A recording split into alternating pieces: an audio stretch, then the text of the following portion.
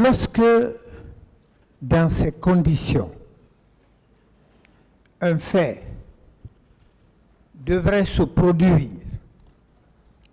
son appréciation ne bénéficiant pas d'une base écrite, n'est-ce pas que c'est l'avis du chef qu'il faut peut-être recueillir là-dessus? C'est une question. Je crois que c'est beaucoup plus une observation que vous avez faite. Non, je dis, par exemple, le mouvement dont on parle tant, qui a été organisé au stade du 28 septembre, ou qu'on a laissé organiser. Ce fait-là, procédait-il de l'application d'un texte de loi ou de la volonté du chef? Je ne sais pas dans quelles conditions la rencontre a été organisée. Bien. Alors, selon vous, quand même, contrairement à ce qu'on dit, c'était une manifestation de soutien, vous dites que c'était une discussion sur la transition, sur les conditions de la transition. N'est-ce pas? C'est ce qu'on nous avait dit. Ce qu'on nous avait dit. Absolument. Et que si au cours de cette manifestation, il a été déclaré par certains que Dadis devait rester, cela ne procédait pas d'une organisation préalable ou d'une volonté exprimée par le chef. C'était la traduction de la volonté, à mon avis, des auteurs de cette déclaration. Alors, dans la mesure où il n'y a pas de texte de base, chacun n'avait pas la liberté d'exprimer ce qu'il souhaitait bon pour cette transition. Est-ce que moi, par exemple, si j'avais eu l'occasion de parler, je n'avais pas le droit de dire ce que j'estimais être bon pour la transition? Est-ce qu'on me l'aurait interdit? C'est une question? Oui. De toutes les façons, en démocratie, chacun est libre de ses idées, de ses convictions. Très bien. En d'autres termes, ça n'a pas été un tort pour ceux qui ont dit que Dadis devait rester, c'était leur volonté. Voilà. Alors, Monsieur le ministre, on trouve que vous magnifiez le capitaine Dadis. Je ne sais pas, c'est à partir de quel passage de votre intervention ou à partir de quel mot que vous avez utilisé, mais puisque vous vous attachez aux faits, les faits pour lesquels on vous a appelé, est-ce que vous ne vous sentez quand même pas obligé de raconter ces faits tels que vous les avez vécus et que vous laissiez la libre appréciation à chacun? N'est-ce pas? C'est mon intention dès le début et je m'en tiendrai à cela, contre vents et marées. Donc, ceux qui pensent que c'est une espèce une façon plutôt de magnifier, sont libres de le qualifier ainsi. C'est leur droit aussi. En démocratie, votre liberté s'arrête où commence celle de l'autre. On ne peut pas vouloir interdire à chacun ce que vous ne vous imposez pas vous-même. Bien. Monsieur Camara, entre un match de football et une manifestation de contestation, au cours duquel des deux existeraient des risques pour le matériel, pour les biens ou pour les intégrités physiques des personnes.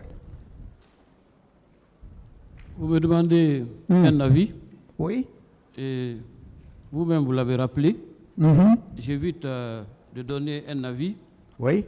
qui ne ressemble pas ou qui pourrait ressembler Très bien. à un parti pris ou une prise de position. Il est rare dans les annales de l'histoire, à part quelques cas, et le dernier dans la mémoire collective, c'est le dernier match de l'équipe de Lyon, où le match a été empêché. Des questions. Monsieur le Président, s'il vous plaît. Des questions, s'il vous plaît, maître. Oui, mais je Allez-y. suis en train de poser des questions. Voilà.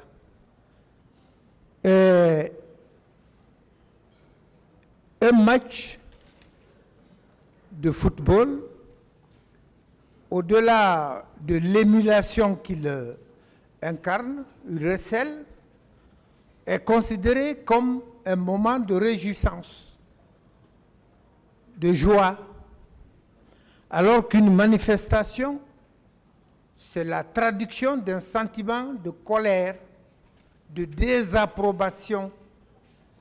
Les deux ne sont pas comparables. On peut valablement accepter l'un et refuser l'autre.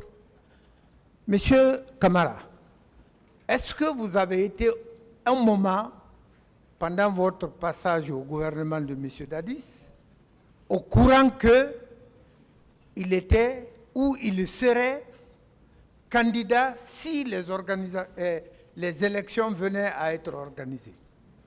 Non. Bien. Cette échéance n'était même pas dans le programme à l'époque. Comment peut-on contester à quelqu'un une chose qui n'est pas encore à l'ordre du jour?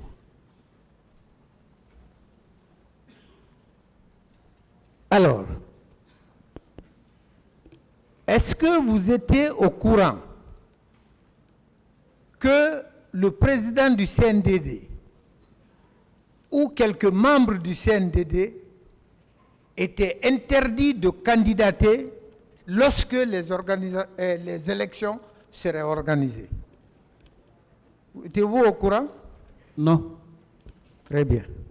Mais alors, n'étant pas prévu qu'il était interdit à Dadis de se présenter, pourquoi déjà on lui contesterait ce droit, cette possibilité? Bien. Monsieur Camara, les moments que nous vivons maintenant sont aussi des moments de transition. Là, au carrefour de la place de l'Indépendance, en face de l'école des martyrs, des slogans favorables à la candidature du colonel Mamadi Doumbouya. Des questions sont en écrites. rapport aux faits, s'il vous plaît. Monsieur le Président, S'il les vous plaît, illustrations s'il ne vous sont pas plaît, des interdites. questions en rapport aux faits. on pense que les faits du 28 septembre sont imputables à la volonté de Dadis de se présenter, que c'était pour contester cela.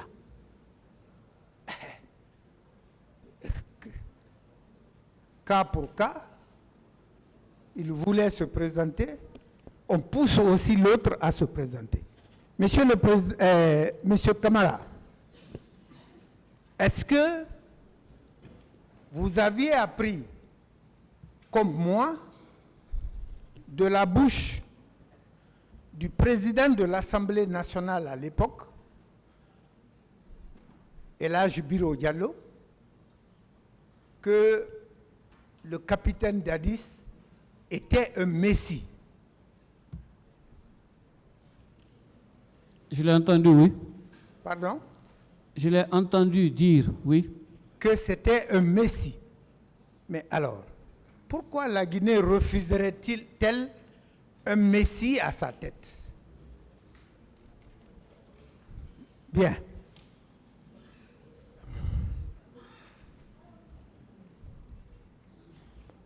Alors, est-ce que vous...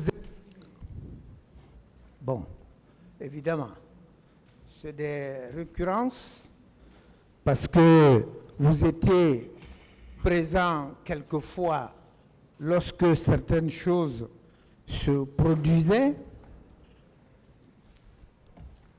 Le fait que le capitaine Dadis ait accepté, ou ait décidé plus précisément, de se rendre à l'hôpital où étaient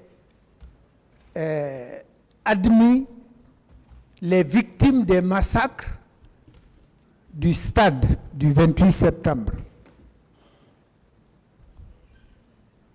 Serait-il un tort ou un acte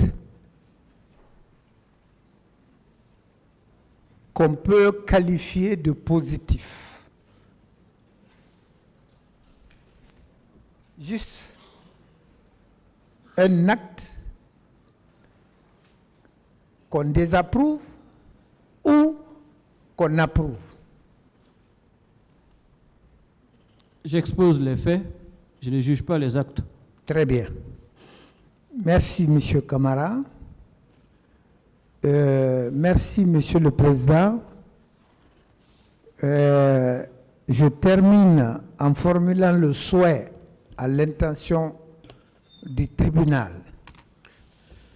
qu'il arrive que les formulations de certaines questions procèdent d'explications préalables pour simplement amener celui qui doit répondre à mieux cerner le contour.